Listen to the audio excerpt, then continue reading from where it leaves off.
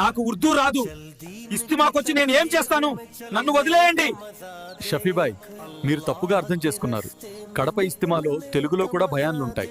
మీరు తప్పనిసరిగా రావాలి. ఇక్కడ మీరు చూసినట్టుగా ఈ దీని ఇజ్తిమా కనీసం 3 రోజులు జరుగుతుంది. జనవరి 23, 24, 25, 2026లో అల్హమ్దులిల్లా జరుగుతుంది. కడప ఇజ్తిమాలో తెలుగు వారు ఎవరైతే మమ్మల్ని ముస్లింలు కలుపుకోరు, మేము ముస్లింలు కాదు, మమ్మల్ని వేరుగా చూస్తూ ఉంటారు అనుకుంటారో అలాంటి వారికి కూడా ప్రత్యేకమైన టెంట్ వేసి వాళ్ళకి ప్రత్యేకమైన బోధనలు కూడా వినిపించడం జరుగుతుంది. అల్హమ్దులిల్లా.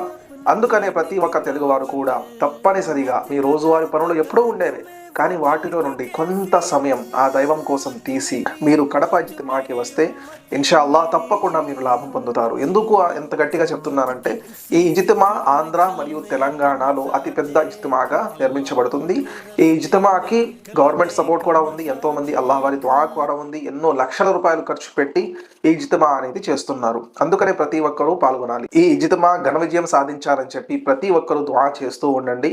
ప్రతి ఒక్కరూ బాధలలో ఇబ్బందుల్లో మునిగిపోయి ఉంటారు. అలాంటి వారు ఆ ఇజ్తిమాలోకి వెళ్ళి దుఆలో పాల్గొంటే ఇన్షా అల్లాహ్ అల్లాహ్ తాలా ఆ దుఆ బరకత్తు, లేదంటే ఆ దుఆలో ఎవరైతే పాల్గొంటారో పెద్దవారు అల్లాహ్ వారు, వాళ్ళ యొక్క బరకత్తు తప్పకుండా మన యొక్క అవసరాలు పూర్తి చేస్తారని చెప్పి ప్రత్యేకమైన నమ్మకంతో మీరు ఇజ్తిమాకి వెళ్ళండి. ఈ 3 రోజుల ఇజ్తిమా ఏదైతే ఉందో మగవారి కోసం ప్రత్యేకమైనది, ఆడవారికి లేదు. ఈ ఇజ్తిమాని అందరూ కలిసి విజయం చేయండి. అస్సలాము అలైకుం వరహ్మతుల్లాహ్.